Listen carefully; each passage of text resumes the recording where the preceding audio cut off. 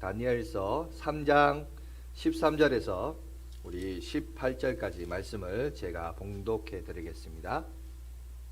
느부갓네살이 노하여 분하여 사드락과 메삭과 아벤누고를 끌어오라 말하매 그들이 그 사람들을 왕의 앞으로 끌어온지라. 느부갓네살이 그들에게 물어 이르되 사드락 메삭 아벤누고야, 너희가 내 신을 섬기지 아니하며 내가 세운 금 신상에 절하지 아니한다 하니 사실이냐? 이제라도 너희가 준비하였다가 나팔과 피리와 수금과 삼염금과 양금과 생황과 및 모든 악기 소리를 들을 때에 내가 만든 신상 앞에 엎드려 절하면 좋거니와 너희가 만일 절하지 아니하면 즉시 너희를 맹렬히 타는 풀무불 가운데 던져 넣을 것이니 능히 너희를 내 손에서 건져낼 신이 누구이겠느냐 하니 사드락과 메삭과 아벤느고가 왕에게 대답하여 이르되 느부갓네살이여, 우리가 이 일에 대하여 왕에게 대답할 필요가 없나이다. 왕이여, 우리가 섬기는 하나님이 계시다면 우리를 맹렬히 타는 풀무불 가운데서 능히 건져내시겠고 왕의 손에서도 건져내시리이다.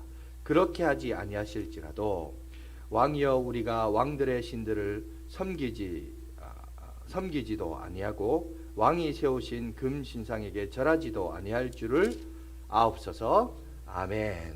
자, 오늘은 18절까지 말씀을 보면서 기적보다 더 중요한 믿음의 결단이라는 말씀으로 함께 은혜를 갖도록 하겠습니다. 지금 매주마다 우리 유튜브를 통해서 여러분 그 중직들을 위해서 교리 공부를 영상으로 진행 중에 있습니다.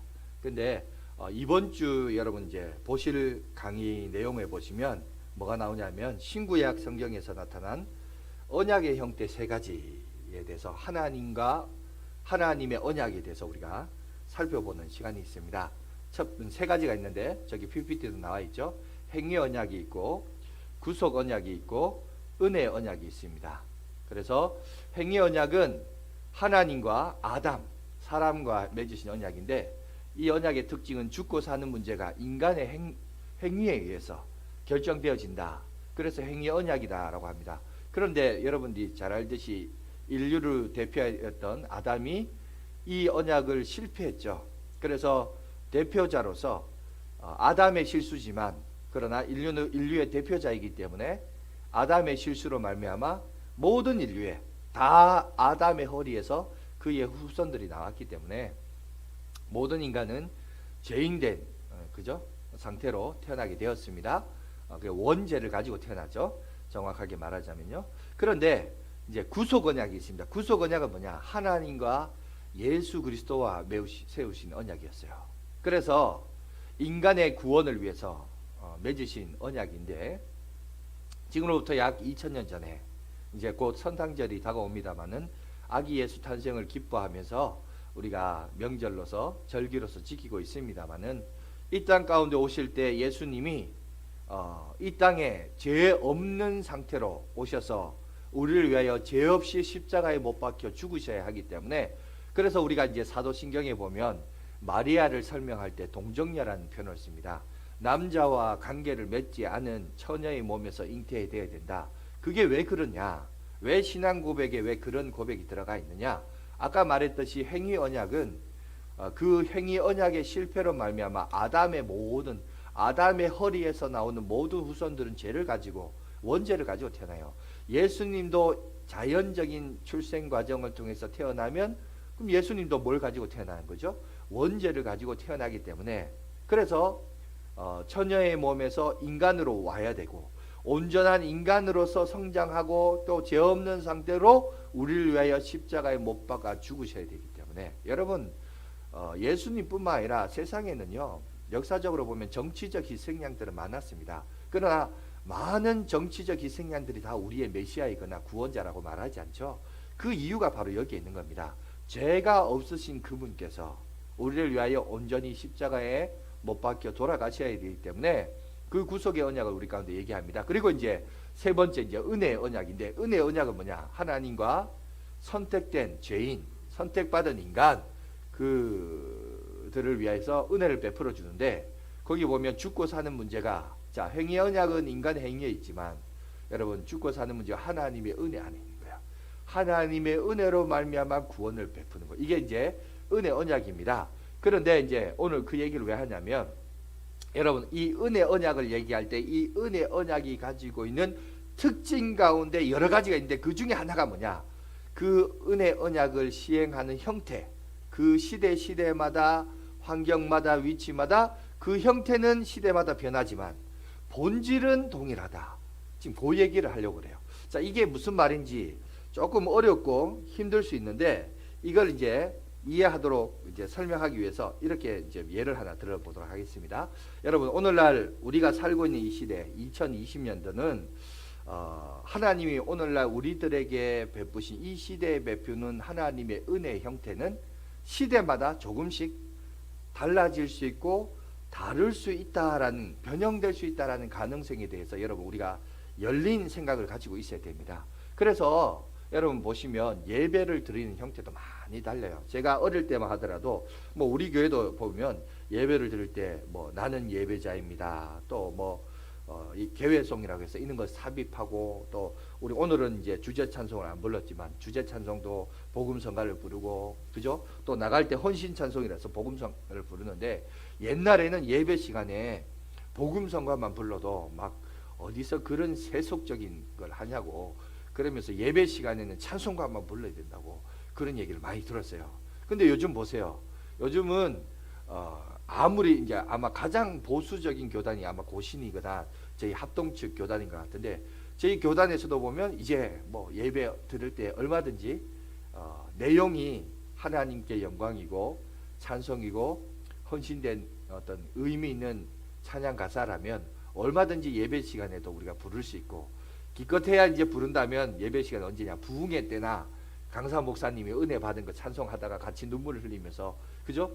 그렇게 이제 부른 게 전부였는데 요즘은 이제 많이 바뀌어지는 것을 보게 됩니다. 여러분 우리가 하나님의 은혜를 경험한다. 21세기를 살아가면서 오늘날 성도들이 하나님의 임재와 하나님이 나와 함께 하시고 하나님께서 내 삶 속에서 역사하시고 경험하는 것을 경험하는 체험들이 여러분 마치 예배밖에 없을까요? 저는 아니라고 봅니다. 많이 있습니다. 예를 들어서 우리가 자연을 보면서 이 자연 속에서 하나님의 그 창조주의 섭리와 우리가 은혜를 얼마든지 노래할 수 있고 하나님의 어떤 섭리들과 이끄심 경륜들을 우리가 체험할 수 있는 그런 경험들을 보게 됩니다. 뿐만 아니라 여러분 우리는 또 기도와 또 찬양을 통해서도 하나님을 경험할 수 있고 체험할 수 있죠. 또 부흥회나 또 요즘은 보니까 예배 아까 얘기했는데 요즘 사람들은 보니까 열린 예배라는 것을 있습니다. 또 다른 형태의 예배가 있는데요. 이런 열린 예배를 통해서 좀 특히 요즘 보니까 서구 사회나 특히 우리 청년들, 청소년들 사역을 하시는 분들은 이런 열린 예배 형태를 가지고 주로 이제 음악 중심으로 해가지고 일종의 콘서트 형식으로 해가지고 예배로 이제 하나님 앞에 드리더라고요. 중요한 것은 그걸 왜 하냐? 그 속에서 하나님의 임재와 하나님의 체험을 경험하려고 그렇게 예배를 드리는 그런 형태들을 보게 됩니다. 다소 좀 어떤 의미에서 보면 감성적일 수 있고 감각적인 부분도 조금 있지만 또 이런 방식으로 또 하나님을 경험하는 그런 예배도 있습니다. 그래서 지금 제가 영상을 하나 준비했는데요. 한번 영상을 잠깐 한번 보고 한 2분 정도 됐는데 한번 성탄절이라서 성탄절과 관련된 영상인데 잠깐 한번 보고 설교를 계속하도록 하겠습니다. Holy night, the stars are brightly shining. It is the night of our dear Savior's birth. Long lay the world in sin and error pining, till He appeared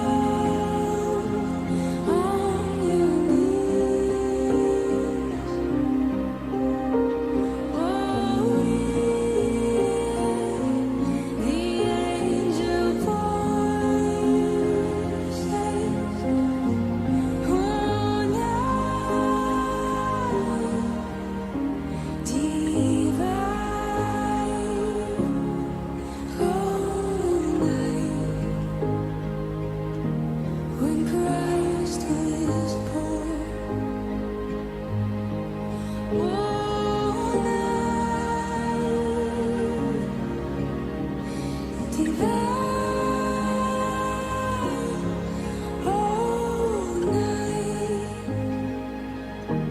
all night divine.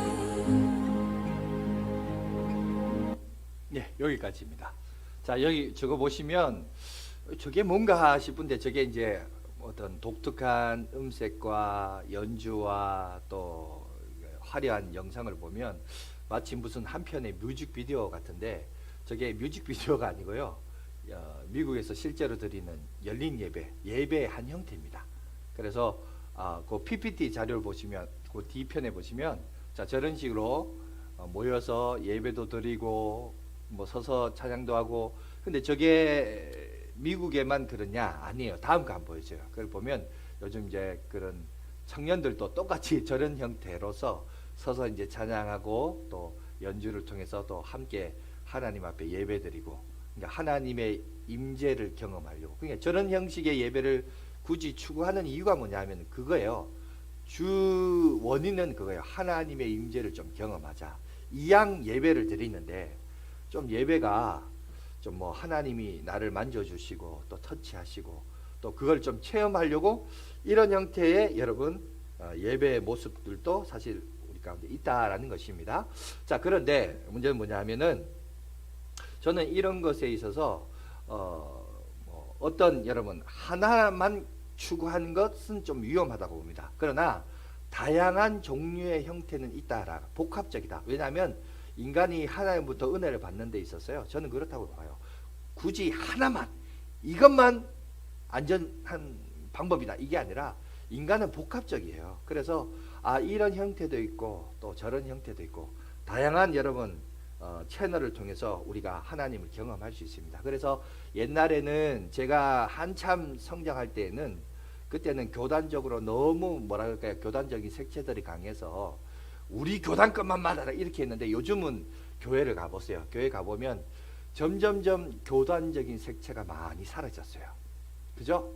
우리가 아까도 제가 얘기했지만 예배 시간에 드럼 치고 뭐 기타 하고 이거 안 됐거든요. 근데 요즘 뭐 아무리 보수적이라 할지라도 보수적인 모든 교단에서 다 기타 치고 드럼 치고 합니다.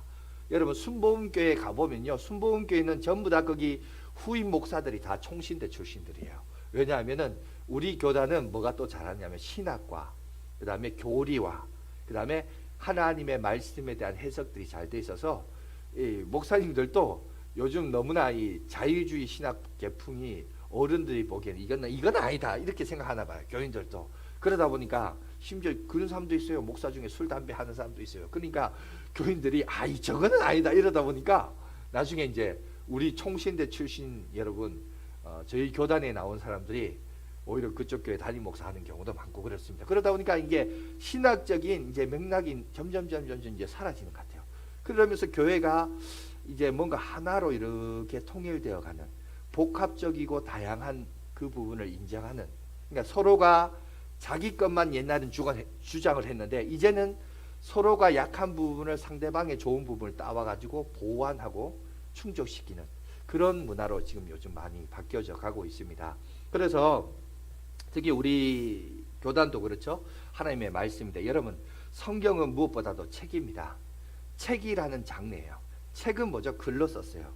글을 썼기 때문에 인간이 쓰는 문학적, 문예적인 방식과 스타일을 따라가게 됩니다. 그래서 어떤 부분에 있어서 성경을 해석할 때는 그런 문학적인 양식을 따라가요. 특히 우리가 이제 지금 요한계시록을 보고 있는데 요한계시록은 단순히 문자적으로 해석하면 해석이 안 돼요. 그 당시에 어떤 문해적인 특성과 역사와 그 수수께끼 같은 그 내용들을 다 참고해서 해석을 해야 그게 해석이 되지 이걸 문자 그대로 해석하면 여러분 해석이 안 됩니다. 그래서 이런 부분들에 있어서 많은 부분에 있어서 여러분 우리가 변화되고 바뀌어지는 그런 모습을 보게 됩니다. 그런데 문제는 뭐냐 하면은 여러분 우리가 믿음 생활을 하다 보면 아까도 말했지만 하나님의 임재를 경험하기를 원하고 하나님의 터치 그것을 영적인 터치 이것을 소망하고 기대하는데 그러다 보면 몇몇 사람들이 자기가 체험했던 것 그죠? 자기가 경험했던 것을 간증하는 사례들이 참 많이 있습니다. 뭐 간증하는 게 나쁘다는 건 아니고요. 문제는 뭐냐 하면은 그런 것들을 경험하고 체험하지만 그것을 경험하고 내가 체험했다고 그것이 어떨 때는 어떤 의미에서는 나에게만 적용되는 체험이 있어요. 그런데 어떤 사람들은 이걸 자기가 경험하고 체험했는데 이 경험하고 체험한 것을 바탕으로 뭘 하냐, 이걸 보편타당하게 체계화를 시켜요. 다시 말해서 뭐냐, 나 방언기도 할 줄 안다. 그러면 너희들 다 방언기도 해야 돼. 방언기도 할 줄 모르면 구원 못 받았어. 이렇게 하면 안 된다는 거예요. 그죠? 제가 아는 제가 대구에 경산에 가면 어디 세계 치유 집회인가 거기 있어요. 거기 가면 거기 뭘 파냐면 밀가루를 팔아요. 밀가루를 파는데 거기 밀가루를 팔면서 뭐라고 하는 줄 아세요? 치유의 가루래요. 내가 볼 때 밀가루인데 치유의 가루래. 근데 그거 뭐 이렇게 하면은 낫는데요. 문제는 신기한 게 이게 해가지고 안 나아 이랬는데 낫는 사람들이 또 있어요. 또 그래가지고 그러니까 이게 또 참 뭐라고 할 수는 없는데 문제는 그게 이제 진짜 나은 건지 아닌지는 의학적으로 사실은 그런 사람들은 치유받은 사람은 병원 가서 진단서를 한번 떼보세요. 떼보시고 의학적으로 판결을 받아야 그게 증명이 되는 거고, 여러분 대체적으로 보면 나았다라고 하는데 이거는 뭐 자기 체면 때문에 체면 맞나요? 그걸 이렇게 취하는 거, 그죠? 거기에 빠져가지고 그래서 나을 수도 있죠. 심리적으로 나을 수 있거든요. 근데 그거는 진짜 나은 건지 아닌 건지 잘 몰라요. 그냥 고통만 없으면 사람들은 나았다고 해요. 근데 그거 아니거든요. 그래서 여러분 그런 것들은 진짜 나으려면 어떻게 되냐면 병원 가서 진단서를 한번 떼보면 돼요. 그래서 실제로 보면 그렇게 낫는 경우가 있습니다. 있는데 문제는 뭐냐, 그것이 있지만 그것은 그 사람에게만 제한된 하나님의 치유의 능력이지 마치 그것을 보편타당하게 적용해서는 되는 일이 아니라는 사실입니다. 이 얘기를 오늘 제가 지금 서론이 상당히 길었는데 서론이 긴 이유가 왜 그러냐, 오늘 본문이 그 얘기예요. 여러분 오늘 본문도 보세요. 오늘 본문도 보면 자, 주를 위하여 올바른 신앙생활을 하면서 열심으로 살겠다라고 하는데 문제는 그러면 여러분 결단해서 살았을 때 오늘 다니엘과 그의 세 친구들이 다니엘의 세 친구들이 풀무불에 들어갑니다. 풀무불에 들어가지만 그들이 죽었습니까? 아니요. 거기서 구원을 건져요. 그럼 그렇다고 모든 예수 믿는 사람들이 다 풀무불에 들어가면 죽지 않고 그럼 그 풀무불에서 구원함을 얻는다는 그 진리예요? 그건 아니잖아요. 그죠? 그러니까 그 사람들에게만 적용이 되는 사례예요. 그러니까 그 사람에게만 적용이 되는 사례를 마치 보편타당하게 그것을 이적으로 보편화 타당화해서는 여러분 성경 해석을 그렇게 해서는 위험하다는 사실입니다. 그런 관점에서 오늘 우리가 이거 보자는 거죠. 얼마 전에 제가 뉴스를 봤습니다. 아마 교회에 대해서 좀 안 좋은 얘기인데 개척교회 하던 목사님이 교회가 얼마나 부흥을 했는지 개인 자산이 80억을 가졌다고 합니다. 와, 참 대단하네요. 80억. 우리 교회 전 재산 모아도 80억이 안 됐는데 개인 목사님 그것만 80억을 가졌는데 물어보니까 교인들에게 매월 100 몇만 원씩 헌금하라고 막 안 내면 막 때리기까지 했다라고 그렇게 뉴스 여러분 아마 보신 분들이 있을 것 같은데 우리 같으면 아마 나 같으면 여러분 아예 같이 싸우든지 아니면 그 교회 욕하고 그냥 나오든지 그럴 것 같은데 이상하게 또 그 교회 사람들은 나오지도 않고 그냥 사채까지 빌렸으면서 은행 대출까지 하면서 여러분 헌금을 냈다고 하잖아요. 여러분 이게 말이 되는가 싶기도 하지만 이런 일들이 지금 우리 사회 우리 주변에 여러분 일어나고 있는 것이 지금 현실입니다. 왜 그럴까요? 그럼 우리가 이제 질문을 해봐야겠죠. 도대체 그 사람들은 왜 그럴까? 첫 번째는 그런 생각인 것 같아요. 목사님은 거의 하나님이시다 이런 생각을 가진 것 같고, 두 번째 영적으로 나보다는 그분이 더 낫지 않겠는가, 더 축복해 주시지 않겠는가, 내가 사채까지 하나님 앞에 들었는데 하나님이 나한테 복 주자, 이런 잘못된 여러분 맹신주의가 이런 병폐를 낳은 것 같습니다. 여러분 이런 부분에 있어서 정말 오늘날 사람들이 지혜로운 것 같아도요 참 지혜롭지 못해요. 여러분 사리 판단을 잘 못하는 것 같습니다. 종교적인 영역은 그럴수록 더 그런 것 같아요. 그냥 목사가 잘못된 가르침을 해도 그냥 따라가는 것 같습니다. 그런데 여러분 기억하십시오. 아무리 여러분 지극히 상식적이고 이치에 맞는 것도 여러분 진리예요. 하나님 우리에게 일반 은총을 주셨어요. 우리 인간들에게 옳고 그름을 판단할 수 있는 지혜와 능력을 주셨어요. 여러분들 이걸 이치로 이렇게 생각해보죠. 아, 이거는 아닌 것 같다. 그죠? 이런 생각이 들면 그거는 여러분이 얼마든지 돌았을 수 있어야 돼요. 그런데 자꾸 한편으로는 걱정이 돼요. 뭐가 걱정이 되냐면 자꾸 뉴스에 이런 식으로 보도가 되면 여러분 이 참 사람들이 비관적인 입장을 가지겠죠. 교회에 대해서 자꾸 비관적인 입장을 가지면서 욕하겠죠. 기독교는 개독교다부터 시작해서 예수 팔아먹는 싸구려 집단 같다 그러고, 그죠? 그런 얘기 계속 나올 겁니다. 그리고 종교는 아편이다. 유럽에서도 그런 얘기를 많이 했는데 그런 얘기가 계속 나올 것 같아요. 그러면 너무 교회가 교회로서의 어떤 역할을 함에 있어서 상당한 여러분 도전을 받는 어려움들을 겪게 되는데, 무엇보다도 여러분 하나님이 내게 주신 일반적인 상식과 은총, 일반 은총도 하나님이 내게 주신 은총이에요. 부디 제발 여러분 이거에 대해서 올바른 분별력을 가지시고 주변에 그런 사람이 있으면 올바르게 지도하셔야 돼요. 그죠? 그런데 빠지지 않도록 여러분 분별할 줄 알고 지혜를 가지시는 저와 여러분이 되시길 간절히 바라겠습니다. 그런데 문제는 뭐냐 하면 분명 여러분 우리가 살고 있는 이 지구촌에 어떤 곳은 여러분 지극히 일반적이고 여러분 상식적인 상황이 아닌 경우도 있습니다. 그런 경우가 있어요. 그런 경우에는 하나님의 특별한 은총이 임재하게 됩니다.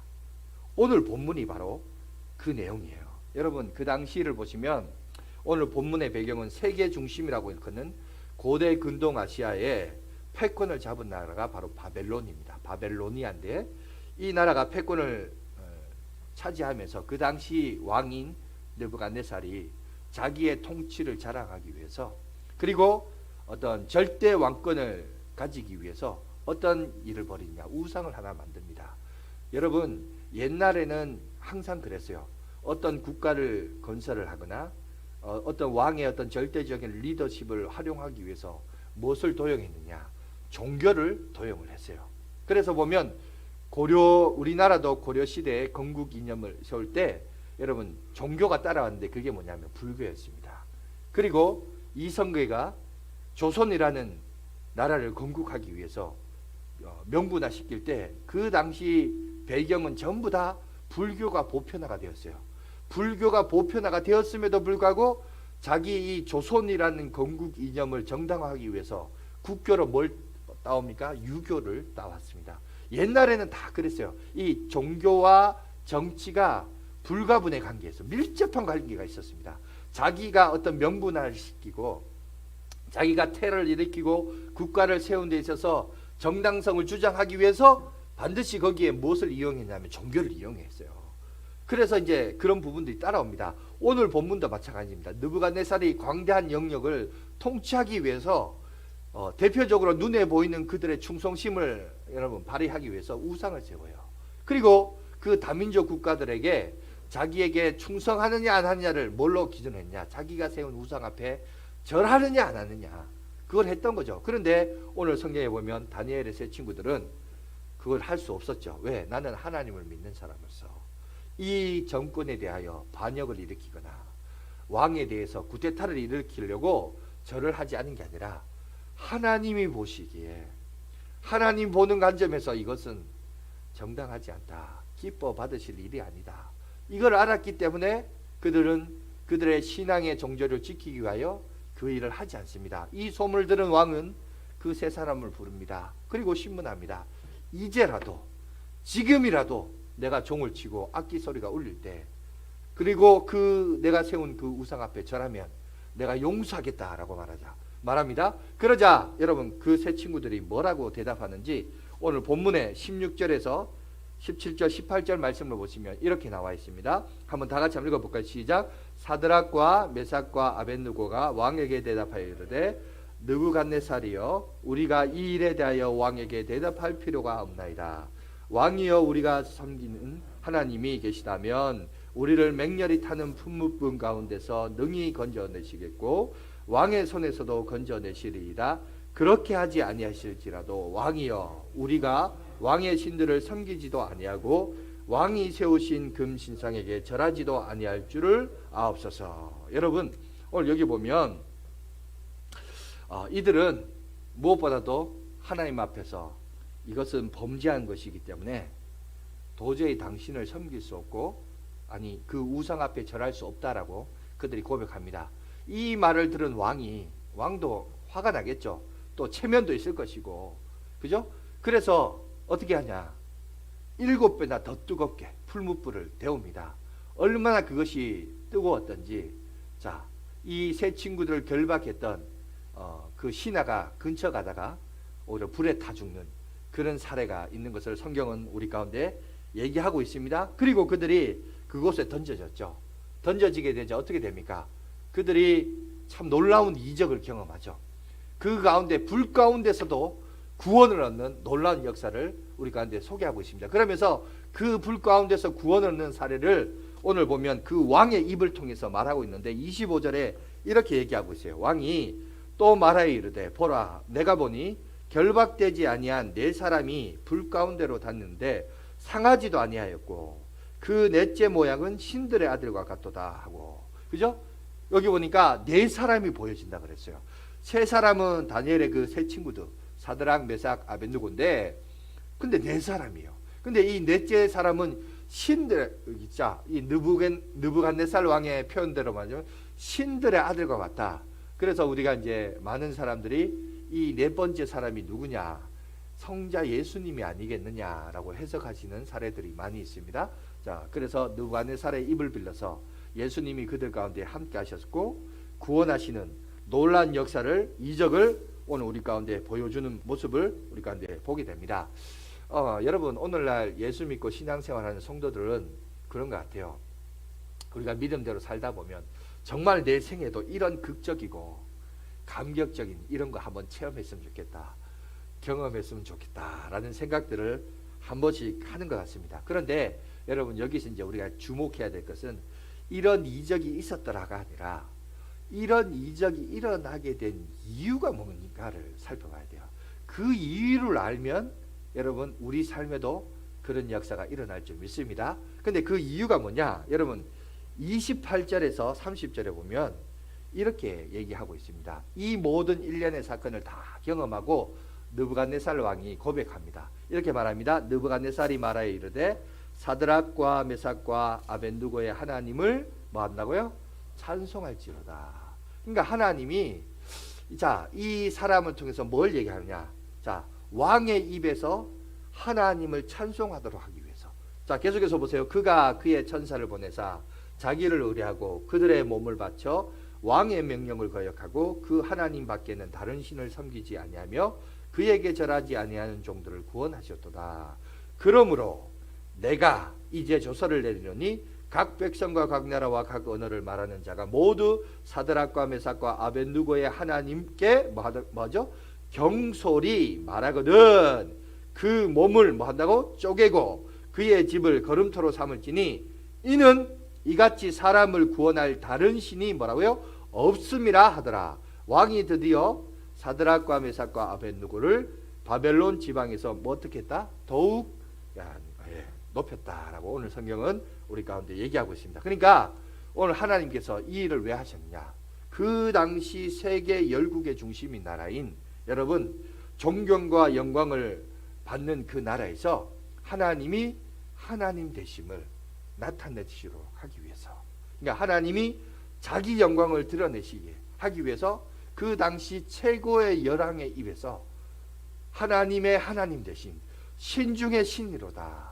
그걸 증명하고 찬양을 받기 위해서 하나님이 이 일을 하셨다라는 것을 오늘 우리에게 얘기합니다. 그러니까 하나님의 영광을 위하여 이 일을 할 때 하나님은 놀라운 이적을 우리 가운데 베풀어 주신다는 사실을 성경 우리 가운데 사드락, 메삭, 아벤누고의 삶을 통해서 우리 가운데 분명하게 말씀하고 있는 것을 보게 됩니다.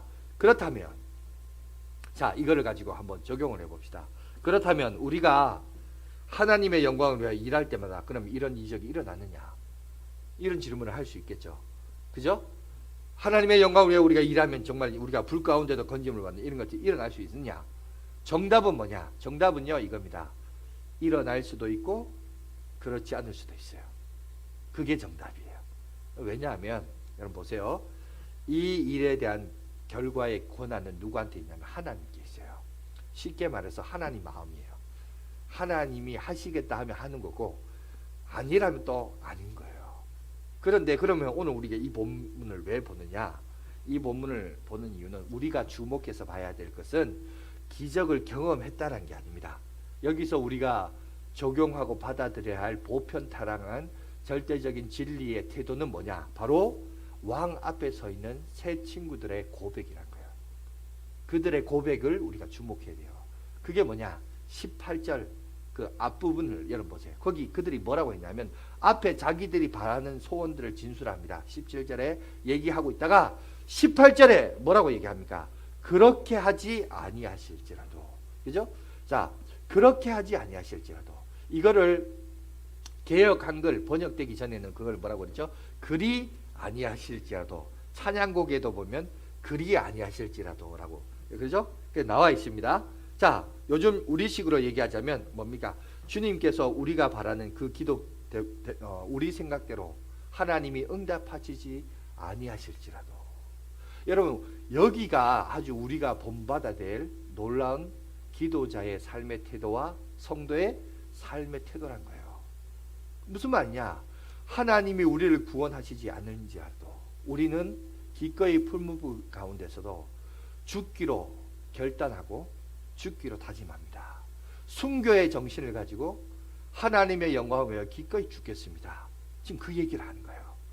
기꺼이 죽겠습니다 라고 고백할 때 어떤 자는 그 죽음 앞에 순응하여 순교하는 인생이 있는 반면에 또 어떤 인생은 하나님의 특별한 섭리 가운데 그를 건져주시고 구원하시는 계획이 또 따로 있다는 거예요. 그러니까 우리가 봐야 될 것은 구원함을 받느냐 기적을 체험하느냐 경험하느냐가 아니에요. 여기서 우리가 본받아야 할 태도는 이들의 세 친구들의 고백인 거예요. 내가 주를 위하여 죽을지언정 왕의 눈치를 보거나 내 생명의 목숨에 걸걸하면서 거기에 비비면서 타협하며 신앙생활을 하지 않겠다. 여러분 그 신앙적인 태도를 우리가 본받아야 되고 그것을 닮아가야 된다는 사실입니다. 믿습니까? 그런데 여러분 자, 이 본문의 말씀을 가지고 오늘 우리에게 적용해 봅시다. 21세기를 살아가는 오늘날 우리 대한민국의 상황을 한번 돌아봅시다. 여러분 지금 우리가 남한에 특히 이 남한에 살고 있는 오늘 성도들이 여러분 지금 다니엘과 그의 세 친구들이 살았던 시대적인 배경으로 돌아봤을 때 그런 상황입니까 아닙니까? 그런 상황이 아니에요. 그죠? 그런 상황이 아닙니다. 물론 오늘날 동일한 시대에 그런 상황인 조건이 놓여진 데가 있죠. 어디입니까? 공산주의 국가거나 이슬람 그런 그죠? 주변에 문화가 형성되어진 그런 곳에는 코란을 믿을래, 칼의 저주를 받을래, 죽을래 믿을래 이런 상황일 때는 하나님의 특별한 은총이 있을 수 있어요. 혹 그 가운데는 순교하는 사람도 있을 수 있습니다. 그러나 지금 우리가 살고 있는 이 시대는 그런 환경이 아니에요. 그런 일들이 아니에요. 그렇기 때문에 이런 이적이 오늘날 그러면 오늘날 우리가 살고 있는 이 시대에 그럼 일어난다? 안 일어난다? 일어날 확률이 적다는 거예요. 이해가 되십니까? 그런데 이 얘기를 왜 하냐? 자꾸 요즘 뉴스를 보니까 이 코로나 지금도 오늘은 안 오셨네. 뭐 방역 당국에서 답사 온다 그랬는데 우리 교회로 올 줄 알았더니만은 우리 교회 저번에 와서 방역 잘한 걸 봐서 그런지 아예 오지도 않았는 것 같습니다. 아니 밑에서 왔다 갔나요? 아니죠? 안 왔죠? 예, 오지도 않았는데 어쨌든 그렇습니다. 여러분 너무나 요즘 뉴스에서 뭐 부흥회하고 근데 여러분 우리나라도 보세요. 불과 우리 부모 세대가 아니고 우리 장로님들 같은 경우에는 어릴 때 정말 그런 어려운 시절들이 있었어요. 정말 하나님의 특별한 은혜가 아니고는 하나님의 특별하신 능력이 아니고는 우리가 살아갈 수 없는 그런 시절과 시대가 있었다고요. 아마 여러분들 개인적으로도 보면 너무 가정이 힘들고 어려워서 하나님이 정말 그때마다 도우시고 섭리하신 능력들을 경험할 때가 있다고요. 그러니까 사람들이 그거의 그 맛을 다시 경험하고 싶은 그런 유혹이 있는 것 같아요. 그러다 보니까 코로나19가 딱 일어나도 목사님 우리 부흥회해서 이 코로나 사탄마귀 새끼야 물러가라, 우리 이런 거 한번 해봅시다. 이런 이제 막 영웅주의 같은 이런 걸 한번 경험하고 싶어가지고 교회마다 하여튼 한 번씩 하는 것 같은데, 여러분 시대를 잘 읽어야 돼요. 하나님도 지극히 상식적인 분이에요. 여러분 하나님도 지극히 이치에 맞게 움직이신 분이지 자기 마음대로 하시는 분이 아닙니다. 하나님의 선하신 계획과 뜻 안에서 하는 거예요. 그러니까 여러분 그 시대에 맞는 하나님의 역사심이 있는 거거든요. 그런데 지금은 특별히 우리 남한은 그런 상황이 아니에요. 그걸 너무 무모하게 종교적 이름으로 하나님의 이름을 남발하면서 하는 것은 무지한 거예요. 여러분 제가 지난 수요일 예배 때도 얘기했지만 어떻게 보면 지금 우리가 바라봐야 할, 적용해야 할 상황은 요셉 시대의 상황이에요. 요셉 시대의 상황.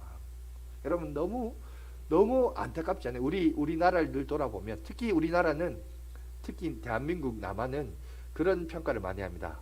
민족성은 사람들마다 참 좋은데 이 나라가 참 안타까운 건 뭐냐면 지도자가 좋은 사람이 없다라는, 늘 뭐 참 안타깝지만 모든 대통령들이 대통령 임기 마치면 다 그냥 무슨 정규 과정 필수 코스처럼 감옥에 다 가요. 심지어 요새는 반대파 사람들이 주장이지만 그죠? 지금의 현 대통령도 아마 갈 것이다. 왜? 지금까지 갔으니까. 이런 얘기를 하는데 참 지도자가 참 좋은 지도자를 못 만나요. 근데 여러분 왜 그럴까요? 왜 그러냐면 지도자가 참 중요한 게 뭐냐면 냉철한 여러분 판단력과 참 인간미 없는 그 냉철함이 있어야 되거든요. 근데 요셉을 보세요. 요셉이 그런 삶을 살았어요. 요셉도 총리입니다. 여러분 총리라는 여러분 권세와 사람들이 요셉을 뭐라고 하냐, 주께서 주라는 표현을 썼어요. 그런 명성이 따라오면 거기에는 항상 여러분 부귀가 있고 권력이 있는 데는 뭐가 따라오죠? 항상 이 압첩하는 사람들이 따라와요. 똥파리들이 붙게 돼 있어요. 그러면 요셉도 유혹 당하지 않겠어요? 왜 당신만 병신같이 그렇게 삽니까? 누리고 즐기고 마시고 취하고 당신도 그렇게 사세요. 요셉이 그렇게 살았나요? 안 살았어요. 그죠? 또 분배할 때도 어떤 사람은 더 막 아첨하면서 그렇게 했을 겁니다. 그러나 요셉은 정당하게 했어요. 모든 일들을 함에 있어서 여러분 사적인 감정을 가져야 하고 냉철하게 했습니다. 근데 그게 어떻게 나왔을까요? 그렇게 나올 수밖에 없었던 이유는 13년간의 그가 이해하지 못하는 고통과 역경의 세월들을 그가 겪었기 때문에 그런 일들이 가능했습니다. 여러분 마찬가지입니다. 우리도 어떤 일에 대해서 성공하느냐 참 중요해요. 성공하는 것도 중요하지만 성공의 자리에 이르렀을 때 내 자신을 컨트롤하고 조절하고 절제할 수 있는 절제력을 갖는 게 중요해요. 지금 우리의 대한민국의 한국의 교회는 여러분 절제가 필요한 시대지 하나님의 이름을 남발하면서 움직이는 그런 시대가 아닙니다. 그죠? 여러분 솔직하게 말해보자고요. 한국 교회 가운데 배고픈 한국 교회가 어디 있어요 지금? 물론 개척교회야 힘들지만 다들 여러분 교회만큼 지금 배부른 데가 어디 있어요? 그러니까 엘리야와 같은 역사는 안 일어나요. 지금 이 다니엘과 그의 세 친구들이 이런 상황이 아니잖아요. 지금 교회만큼 지금 정부들이 얼마나 교회를 공격하는데, 여러분 지금 아까 뉴스에도 나왔지만 개척한 교회가 목사가 자산이 80억이라잖아요. 80억. 여러분 그런데 하나님이 역사를 하겠어요? 불 가운데 역사하냐는 말이죠. 이런 시대가 아니에요. 그러면 여기서 우리가 필요한 건 뭐냐? 올바른 지도력을 바탕으로 냉철한 절제와 분별력이에요. 지금은 그게 필요한 시기입니다. 그냥 코로나라는 이름 앞에 맹목적으로 막 종교적인 신봉으로 어떻게든 한번 해보자. 여러분 그거는 무모한 짓이에요. 여러분 정말 이거에 대한 시대적 분별력을 가져야 됩니다. 여러분 성경을 보세요. 성경을 보면 하나님이 일어나는 초자연적인 이적의 역사는 그 환경을 보면 너무나 암울한 상황이었어요. 너무나 암울하고 힘든 시기였기 때문에 하나님의 특별한 은혜가 아니고는 그들을 이끌어갈 수가 없었습니다. 그래서 하나님이 개입하신 거예요. 이적의 역사가 다 그래요. 그러니까 이적 자체만 보지 말고 그 이적 배후를 보라는 거예요. 지금 우리는 그런 시대가 아닙니다. 북한에서나 공산주의나 이슬람에서는 그런 게 일어날 수 있어요. 선교의 현장에는 일어날 수 있어요. 그러나 지금은 여기는 아니에요. 그러니까 너무 하나님의 이름을 망령되이 일컫지 마십시오. 하나님의 이름을, 여호와의 이름을 부르면서 막 마스크 벗고 사람 만나고 그러지 마십시오. 부흥하지 마시고, 그게 지혜로운 게 아니라 이 상황이 지나가기를 인내하고 기다리는 지혜가 필요합니다. 시대적 올바른 영성과 분별력이 있어야 돼요. 지금은 그런 시대가 아닙니다. 그거는 여호와의 이름을 망령되이 부르는 행위입니다. 믿음이 좋은 거 아니에요, 절대로. 여러분, 우리 부모 세대는 그럴 수 있었어요. 그죠? 그때는 너무나 힘들었으니까. 근데 지금은 아니잖아요. 물론 힘들죠. 우리 오늘 장로님 눈물을 흘리면서 기도하셨듯이. 그러나 밥 굶습니까? 밥 하루 세 끼 다 못 먹어요. 아니잖아요. 한 끼는 먹잖아요, 여러분. 옛날에는 밥 한 끼도 제대로 못 먹을 시절들이 있었다고요. 절대적 빈곤이 있었다고. 그러나 요즘은 절대적 빈곤 아닙니다. 상대적인 빈곤이죠. 설사 밥 한 끼 못 먹더라도 국가가 또 책임져 줘요. 복지로. 그런 시대를 우리가 살고 있는데, 그렇기 때문에 여러분, 하나님이 아주 상식적으로 역사하십니다. 이 부분에 대해서는 여러분 지혜를 가지십시오. 기적과 역사는 그 시대적 배후와 환경을 보면서 해석을 해야 됩니다. 그래서 올바른 분별력을 가져야 돼요. 그러면 오늘 본문은 우리와 전혀 쓸데없는 거냐? 아니에요. 우리들에게도 적용이 되는 사례가 있어요. 그게 뭐냐? 오늘 그 세 친구들의 믿음이란 거예요. 고백이란 겁니다. 뭐냐? 자기가 바라는 기도 제목이 있고 소원을 그들이 아뢰입니다. 왕 앞에 고백하면서 뭐라고 고백하냐? 가장 중요한 거 18절. 그렇게 하지 아니하실지라도, 하나님이 내 생각대로 역사하지 아니할지라도 나는 하나님을 위하여, 주의 영광을 위하여, 내 생명이 희생되더라 하더라도 오직 올바른 신앙과 믿음으로 주의 영광을 위하여 살겠습니다. 여러분, 이 고백인 거예요. 오늘 세례식을 통해서 우리가 하나님과 교회 앞에 우리 정옥수 성도님이 또 신앙을 고백했는데, 우리의 고백이 그 고백인 거예요. 그죠? 이 고백은 우리가 적용을 해야 될 내용이란 겁니다. 오직 주의 영광을 위하여, 내가 주의 영광을 위해 살지만, 그러나 하나님이 내 가운데 역사하셔서 기적적이고 이적적인 역사도 일어날 수도 있지만, 그렇지 아니하다 할지라도 나는 주의 영광을 위하여 올바르게 살겠습니다. 여러분, 이거는 오늘 우리가 배워야 될 올바른 신앙의 모델이고 적용이라는 것입니다. 아무쪼록 이런 분별력을 가지고 여러분, 이 21세기 이 시대를 살아간 저와 여러분들도 여러분 주의 영광 위에 살아가며 하나님의 영광이 되고 불꽃이 되는 귀한 삶을 살아가는 저와 여러분들이 되시길 간절히 바라겠습니다. 기도하겠습니다.